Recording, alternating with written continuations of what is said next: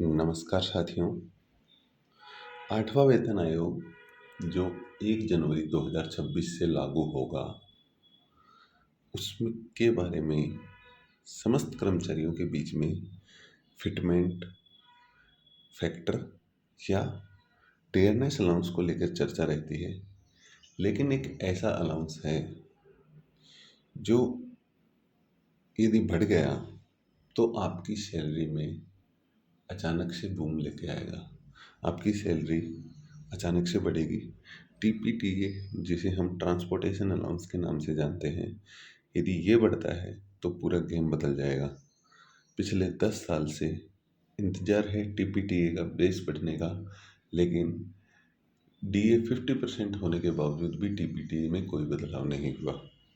यदि 10 साल का इंतज़ार ख़त्म होता है 8वें वेतन आयोग के दौरान, तो आपकी सैलरी में अचानक से एक बूम आएगा, जिसका ना फिटमेंट फैक्टर से कोई प्रभाव पड़ेगा, ना किसी और से।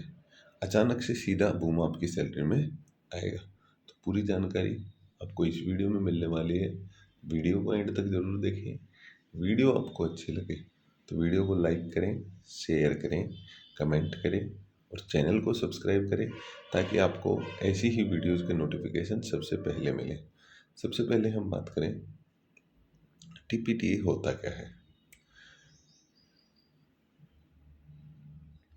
यदि हम बात करें 8वें वेतन आयोग की कहानी कि सैलरी कितनी बढ़ेगी या नहीं बढ़ेगी, उसके अलावा हम बात करेंगे आज हम कि आपकी जेब में कितना पैसा बचेगा।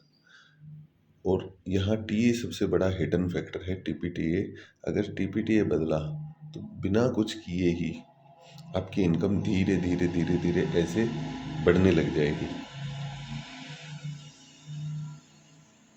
टीपीटीए को यदि हम सरल भाषा में समझें तो ऑफिस से आपके घर तक आने जाने का ट्रैवलिंग अलाउंस टीपीटीए होता है।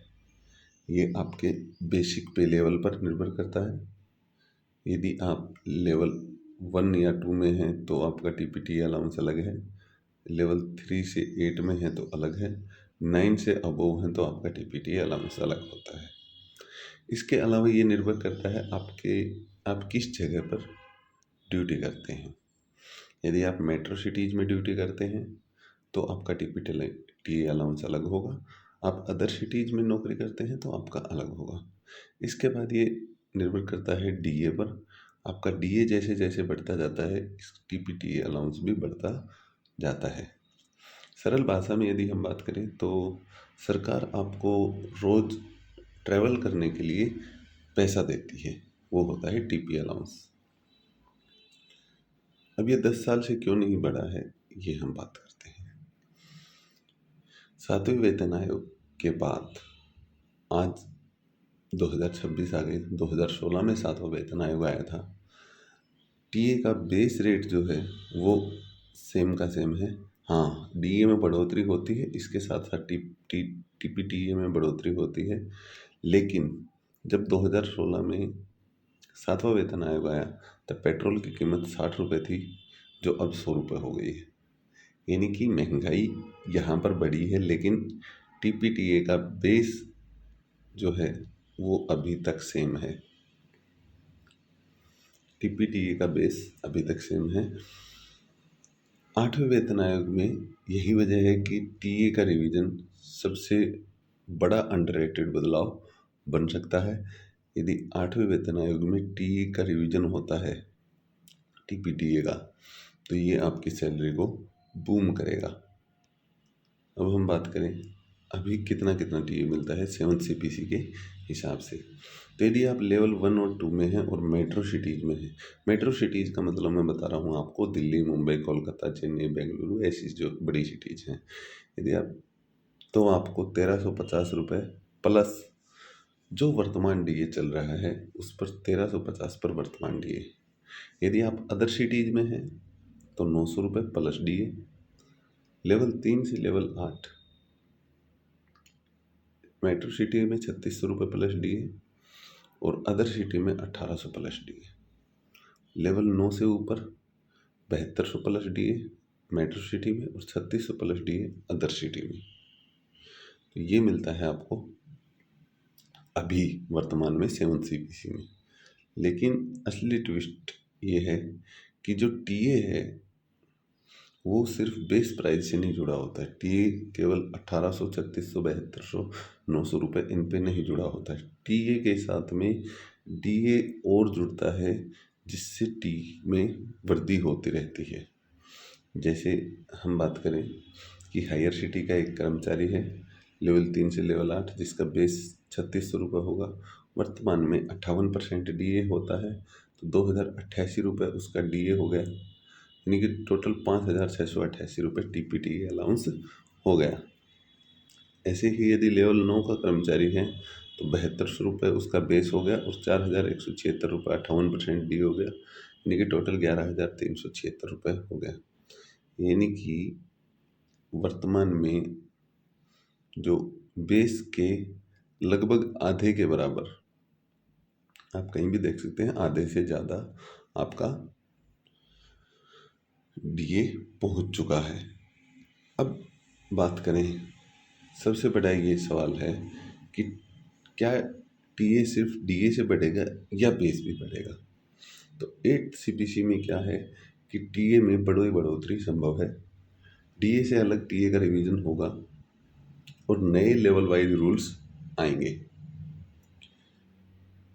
यदि सिर्फ डीए में बढ़ोतरी होती है तो आपके कोई बेस चेंज नहीं होता है, तो आपको बेनिफिट कम होगा। लेकिन यदि बेस में बढ़ोतरी होती है, जैसे पुराना टीए स्ट्रक्चर ओल्ड बेस 3600 है, उसमें ये 8 सीपीसी में जो आज का डीए है वो जोड़ के आगे बढ़ाते हैं, 1376 रुपये और बढ़ जाते हैं और आपका जो टीपीटीए का बेस है वो बढ़ जाएगा। और बेस बढ़ने है, डीए बढ़ने पर डबल फायदा होगा, डबल, पहले डबल फिर उससे ज़्यादा ऐसे फायदा होगा। तो जो भी हो, सरकार 8वें वेतन आयोग में कमेटी क्या निर्णय करती है उस पर सबसे ज़्यादा निर्भर करेगा। अगर टीए बढ़ा तो कितना फ़र्क पड़ेगा आपकी सैलरी पर। जैसे लेवल 1 और लेवल 2 के कर्मचारी हैं, इनको पुराना टीए 1350 रुपये मिल रहा है, नया टीए बेस 50% यदि बढ़ता है तो 2025 हो जाता है। डीए 58% इसमें और जोड़ दें तो 3200 हो गया, यानी कि कुल बढ़ोतरी 1850 रुपये की होगी।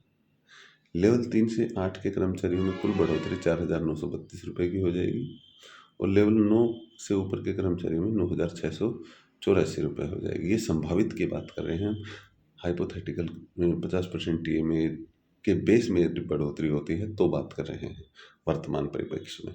यानी कि 3600 रुपये ये है, इसमें 1800 रुपये की और बढ़ोतरी हो जाए 50%, 5400 हो जाए, उसके ऊपर डीए लग जाए 58%, इस तरीके से टोटल 4932 रुपये की बढ़ोतरी होती है। यानी कि एक साल में आपको, उदाहरण से हम समझते हैं, लेवल 3 से लेवल 8 का कर्मचारी है, पुराना जो कुल टीए है वो 5688 रुपये है, 2844 रुपये पर महीने का इसको फ़ायदा होता है, तो नया कुल टीए 8532 रुपये हो जाता है। इस तरीके से पूरी साल में 34,128 रुपये का अतिरिक्त फ़ायदा इसमें हो सकता है। अब बात करें कि टीपीटी अलाउंस इतना अहम क्यों है, तो जो सरकारी कर्मचारी हैं उनके लिए टीपीटी अलाउंस इतना अहम क्यों है। फिटमेंट फैक्टर जो है, चाहे 7 सीपीसी से जब आप 8 सीपीसी में आएंगे तो केवल एक बार बढ़ेगा।